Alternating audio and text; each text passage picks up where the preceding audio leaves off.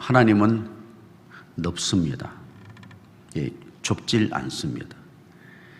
만약 하나님께서 이렇게 좁으셔서 하나님이 다스리시는 세상이 좁아지고 쭈그러들고 찌그러든다면 하나님을 섬기는 사람은 아무도 없을 겁니다.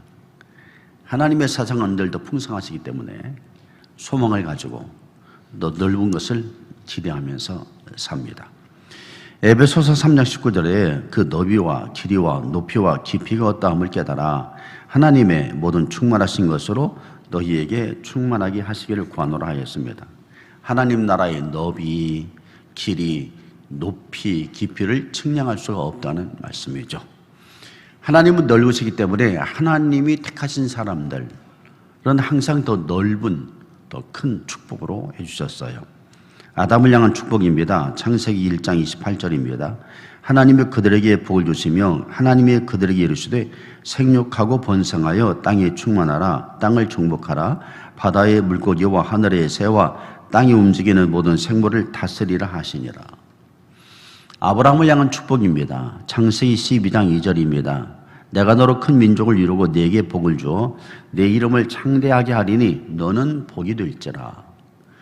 요셉을 향한 축복이죠. 창세기 49장 22절입니다. 요셉은 무성한 가지 곧 샘 곁에 무성한 가지라. 그 가지가 담을 넘었도다. 예수님은 마태를 통해서 축복을 해주십니다. 마태복음 13장 31절 32절이죠. 또 비유를 들어 이르시되 천국은 마치 사람이 자기 밭에 갖다 심은 겨다시 하늘 같으니 이는 모든 씨보다 작은 것이로되 자란 후에는 풀보다 커서 나무가 되매 공중에 새들이 와서 그 가지에 깃들이느니라. 그리고 오늘 말씀에는 주님이 승천하시면서 제자들에게 하시는 명령이시며 동시에 축복이십니다. 8절 말씀이죠. 오직 성령이 너희에게 임하시면 너희가 권능을 받고 예루살렘과 온 유대와 사마리아와 땅끝까지 이르러 내 증인이 되리라 하시니라. 주님께서는 승천하시면서 제자들에게 너희는 땅끝까지 갈 거야 라고 말씀하시면서 가야 된다라고 말씀하세요. 당시 제자들은 땅끝이 어디인지 몰랐습니다. 얼마나 가야 땅끝인지, 땅끝에 사람이 사는지 살지 않는지, 만일 땅끝에 사람이 산다면 어떤 사람들이 사는지를 몰랐어요. 그런데도 예수님께서는 가라는 거예요. 예수님께서는 제자들에게 가라고 말씀하시면서 가지고 가야 될 내용을 말씀하셨어요. 그 내용이라는 것은 나의 증인이라는 내용입니다. 너희는 가서 가정이나 너희들의 회사나 너희들의 직장 생활이나 너희들의 삶에 대한 얘기를 하지 말고 내 것을 이야기하라라고 말씀하시는 거예요. 복음이 무엇입니까? 예수님께서 전하신 말씀들 또 그리고 보여주신 삶의 내용입니다. 즉 예수님께서 이루신 삶이죠. 예수님께서 무엇을 이루셨나요? 작년 대강절 때 저는 여러분들에게 예수님에 대해서 4주 동안 말씀을 드렸어요. 그때 예수님이 어떤 분이신가에 대해서 말씀을 드렸는데요.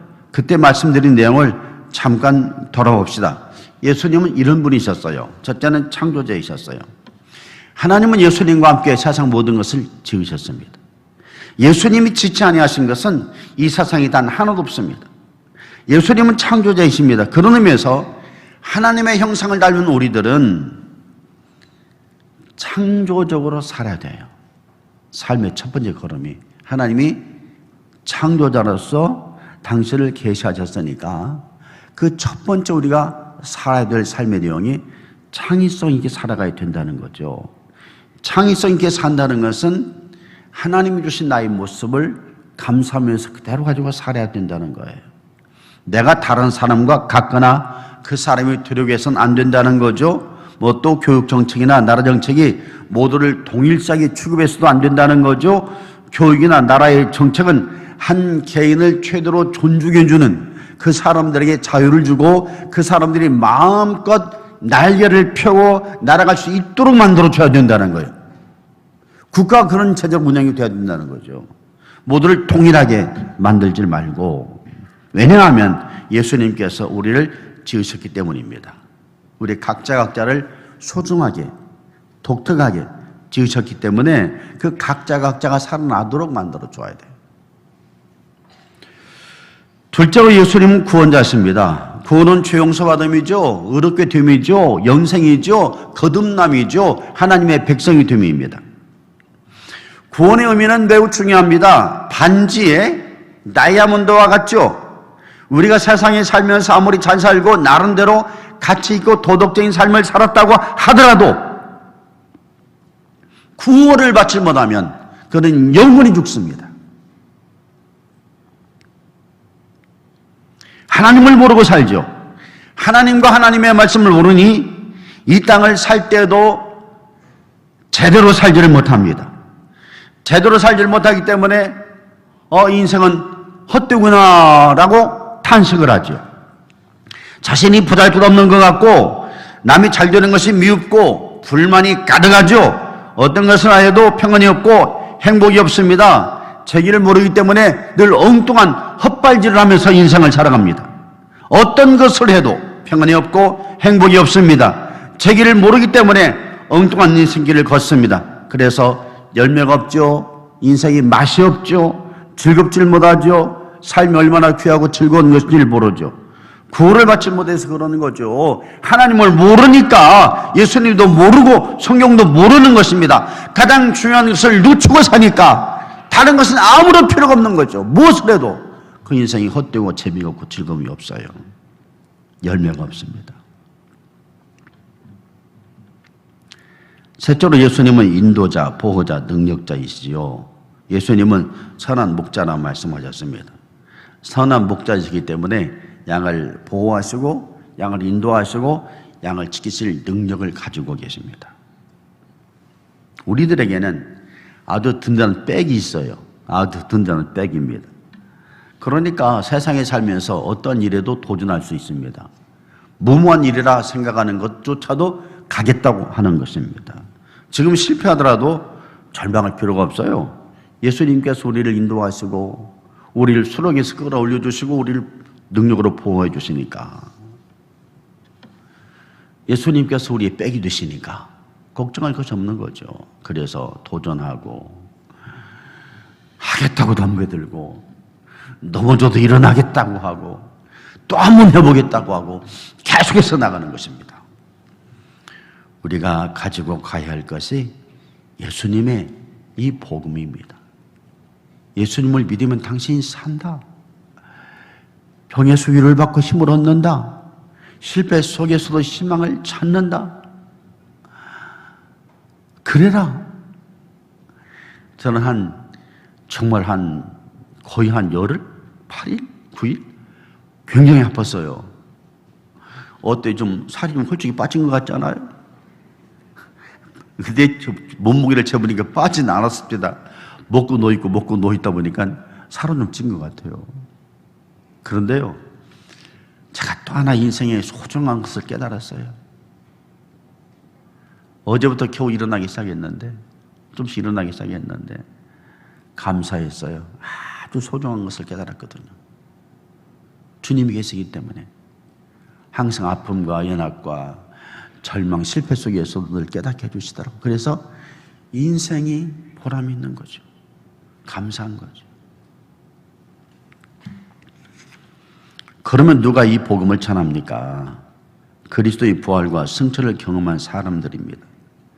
예수님을 믿고 예수님의 부활과 승천을 믿는 사람들이죠. 여러분, 예수님을 믿으십니까? 그렇다면 우리가 예수님의 복음을 전해야 됩니다. 예수님의 복음은 예수님을 믿지 않는 사람들이 전하는 것이 아니죠. 예수님을 믿는 우리들이 전하는 것이죠. 예수님을 믿는 사람들의 전국 과목이 뭔지 아십니까? 전도하는 거예요. 전도. 전도는 우리의 전용물입니다.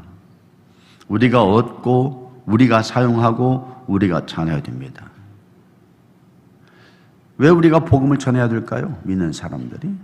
첫째는 복음 전파가 하나님의 뜻이기 때문이죠. 오늘 말씀 8절에 오직 성령이 너희에게 임하시면 너희가 권능을 받고 예루살렘과 온 유대와 사마리아와 땅끝까지 이르러 내 증인이 되리라 하시니라 하였어요. 성령이 임하시면, 성령은 곧 하나님의 영이죠. 예수님은 승천하시기 직전에 모인 제자들을 향하여 하나님의 영이 임하시면 너희가 권능을 받고 예루살렘, 온 유대, 사마리아 땅끝까지 나가서 내 증인이 되어야 한다고 명령하셨습니다. 그리고 예수님이 승천하신 후 40일 후에 성령이 하늘에서 임했습니다. 성령 충만을 받은 제자들이 무엇을 했나요? 처음에는 놀라운 능력으로 말씀을 전하였고 세례를 베풀었습니다. 교회가 놀랍게 성장을 했습니다. 성경은 구원받는 수가 날마다 더한다고 하였습니다. 사도들에게서 많은 표적과 능력이 일어났죠. 후에는 7 집사를 택하였습니다. 그러나 이들은 흩어지지 않았어요. 주님의 명령 땅끝까지 가려고 하진 않았어요. 땅끝이 아니라 유다 지방으로 나가려고 하지 않았고 예루살렘에서만 모여 있었습니다. 그러자 하나님께서는 예루살렘 교회에 큰 핍박이 일어나게 하셨습니다. 사도회는 다 흩어질 수밖에 없었습니다. 그 후에 어떤 일이 일어났는가요?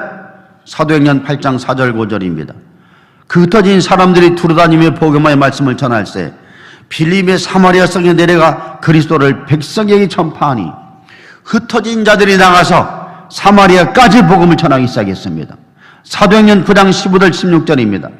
주께서 이르시되 가라, 이 사람은 내 이름을 이방인과 임금들과 이스라엘 자손들에게 전하기 위해서 택한 나의 그릇이라. 그가 내 이름을 위하여 얼마나 고난을 받아야 할 것을 내가 그에게 보이리라 하시니, 주님은 박해자 바울을 통해서도 땅끝까지 나가도록 하시는 거예요.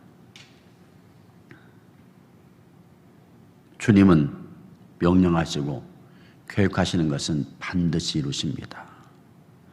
주님이 우리를 복 주신다고 하셨으니까 그 복이 반드시 이루어집니다. 여러분들에게 주신 하나님의 복은 반드시 이루어지셔요. 그러니까 믿음으로 그것을 받고 나가는 거죠. 항상 힘을 내고 사시는 거죠. 또 주님이 땅끝까지 가라고 하신 이 명령도 반드시 이루신다는 거예요. 중요한 것은 우리가 그 실행자가 되어야 한다는 겁니다. 주님이 가시는 길에 내가 동참하지 않으면 곧 낙오자가 됩니다. 낙오자는 복을 받지 못합니다. 전쟁을 하다가 낙오자가 되면 적군의 포로가 되는 거죠. 하나님과 누리는 평안도, 놀라움도, 인도도 제대로 받지 못해요. 세상이 포로가 되기 때문에 낙오자가 되면은 무엇보다도 낙오자로서 자신이 없는 인생을 삽니다. 하나님을 믿는다 하지만 내가 정말 하나님을 믿는가? 라는 생각이 들기도 한다는 거예요. 믿음이 약해서 하나님의 놀라우심에 거하지 못하죠. 믿는 자에게는 능치 못할 일이 없다고 말씀하셨는데 그는 능치 못할 일이 없는 사람이 아니라 할 일이 없는 무기력한 사람이 되고 말죠. 믿음은 바라는 것들이 실상이라고 말씀했는데 그는 꿈이 있는 사람이 아니라 아무런 꿈도 없는 그런 사람이 되고 마는 거죠. 하나님의 행위대회에 참여하지 못하고 낙오된 사람에게는 꿈도 능력도 열정도 모든 것이 다 사라져요. 하나님을 믿는다 하면서도 시들시들한 인생이 살죠. 전도의 대열에 참여하지 않기 때문에 십자가로 땅끝까지 나가는 구원의 행렬에 그가 낙오자가 되어 있기 때문에 그럴 수밖에 없어요. 복음 전파는 명령입니다. 그 명령에 참여하십시오. 진군을 하는 천국 백성의 행진에 동참해야 됩니다. 그때 꿈이 생기고 열정이 생기고 하나님의 능력이 임합니다. 그럴 때 그 인생에 살면서 수많은 기적을 경험하고 살죠. 하루를 마치면서도 오늘이 하나님의 기적이었어. 한 달을 마치면서도 한 달이 하나님의 기적이었어. 마지막 죽을 때 호흡을 거두면서 내 인생은 하나님의 기적으로 가득 찬 인생이었어 라고 죽는 거죠. 저희가 코로나19로 예배를 상당히 못 드렸어요. 지금 한 7주, 8주 정도 못 드린 것 같아요. 다 합하면. 그래서 또 교인들이 코로나19 때문에 상처들이 많아요. 상처들이 많습니다. 모든 분야에서 다 안 되고 있으니까. 어떻게 하나 생각하다가 이제는 이제 코로나가 겨울이 지나고 또 풀리게 되고 이제 백신도 우리가 들어오기 시작하니까 먼저 회복 운동을 좀 해야 되겠다 생각해서요. 다음 주 정도에서 목사님이 다 여러분 가정을 방문하게 될 겁니다. 그럴 때 코로나가 좀 위험성이 있으면 문 밖에 서서 오셨어요? 감사합니다. 그렇게라도 이렇게 영접해 주시면 돼요. 꼭 안에 들어오셔가지고 예배 드리라는 거. 저도 그렇게는 하지 말라고 그랬어요. 가서 인사드리고 그간 잘 계셨느냐고 힘내시라고 하면서 교회에서 자그마한 선물 하나씩 준비하라고 그랬어요. 그래서 선물 하나씩 드리고 다니라고. 교회를 기억하고 믿음 잃지 말도록 기억하고 다니라고 그렇게 얘기를 했습니다. 그리고 나서 그러면 봄이 지나갈 것이다. 그럼 여름에 준비해가지고 가을에는 총력 전도를 한번 해라. 그 계획을 지금부터 세워라 그랬어요. 코로나19 때문에 교회가 굉장히 사회적으로 비판의 대상이 되고 있습니다. 어렵습니다. 그러더라도 전도하는 것을 금할 수가 없다는 거죠. 전도하는 것은 어려워도 가을에 대대적으로 모든 교회를 전도하도록 준비를 하라. 제가 이렇게 말씀을 드렸습니다. 왜냐하면 주님이 명령하신 것이니까. 우리가 복음의 전도 행렬을 멈출 수가 없는 것이니까 하는 것이죠. 또 왜 우리가 전도를 해야 됩니까? 주님이 속히 오시니까. 둘째, 주님이 속히 오시니까. 9절 11절입니다. 이 말씀을 마치시고 그들이 보는데 올려져 가시니 구름이 그를 가리어 보이지 않게 하더라. 올라가실 때 제자들이 자세히 하늘을 쳐다보고 있는데 흰옷 입은 두 사람이 그들 곁에 서서 이르되 갈릴리 사람들아 어찌하여 서서 하늘을 쳐다보느냐. 너희 가운데에서 하늘로 올려주신 이 예수는 하늘로 가심을 본 그대로 오시리라 하였느니라. 승천하시는 예수님 곁에서 천사들이 예수님을 바라보는 제자들에게 말을 합니다. 어찌하여 하늘을 쳐다보느냐. 예수님은 하늘로 가신 본 그대로 다시 오신다. 주님은 분명히 다시 오십니다. 우리가 성경에서 본 그대로 다시 오시죠. 물론 우리는 제자들처럼 육신의 눈으로 예수님을 보지는 못했습니다. 그러나 성경을 통해서, 영의 눈을 통해서 얼마든지 주님을 볼 수 있어요. 누군가가 우리에게 오실 때 그분이 예수님이신지 아닌지는 우리는 안다는 거예요. 주님이 다시 오실 때 주님은 무엇을 하시겠어요? 상급과 심판이 있을 겁니다. 요한계시록 14장 13절입니다.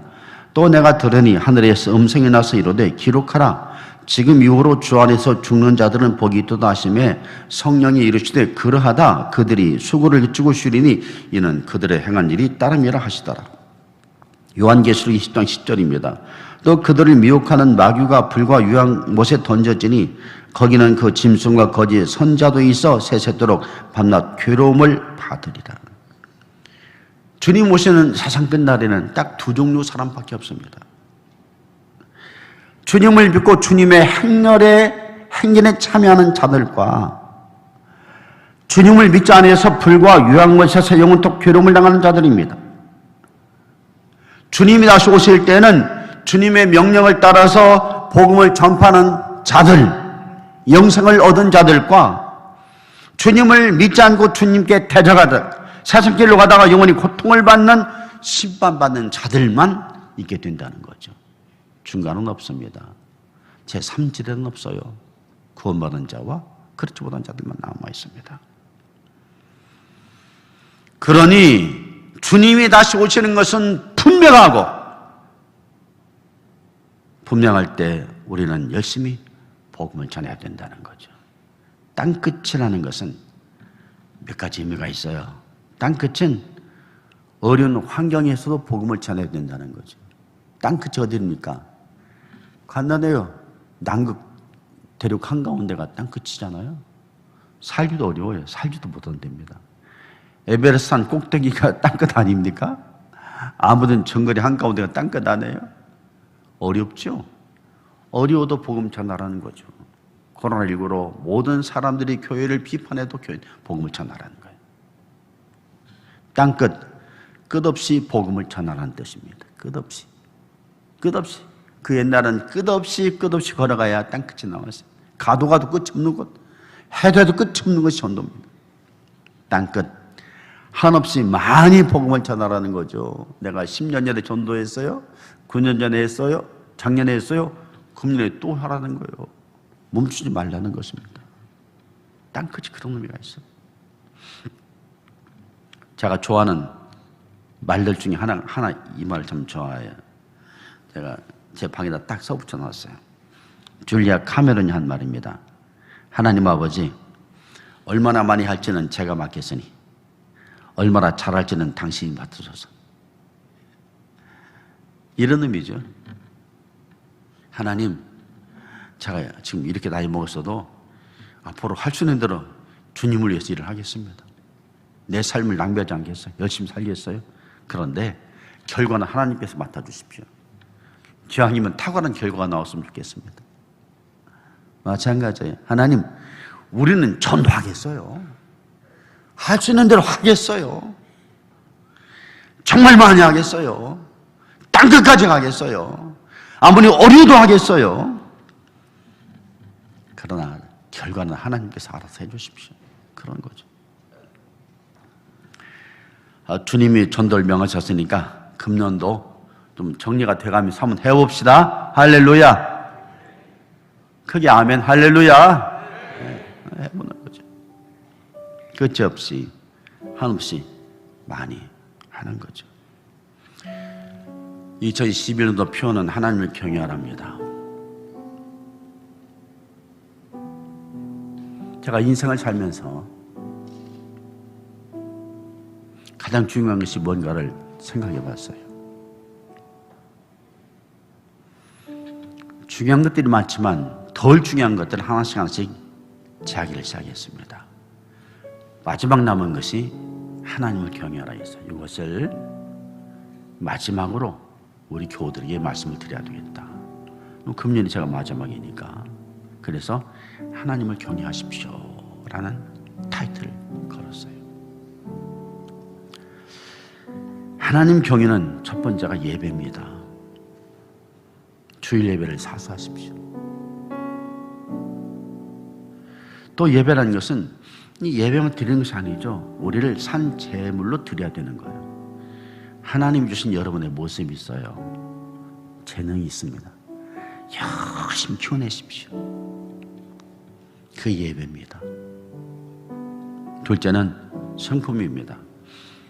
팔복이든지 성령의 9가지 열매든지 가슴에 새기십시오. 항상 그것을 이루어나가도록 노력을 하세요. 기도하시고 성령의 열매니까 성령님께 구하십시오. 그리고 전도입니다. 땅끝까지 복음을 전도하는 거예요. 주님 오시는 그날까지 여러분 전도하시고 우리 교회도 더 많은 선교사를 파송해야 될 것입니다. 열심히 하셔서 주님을 높이시는 여러분 되시기를 주의 이름으로 축원합니다.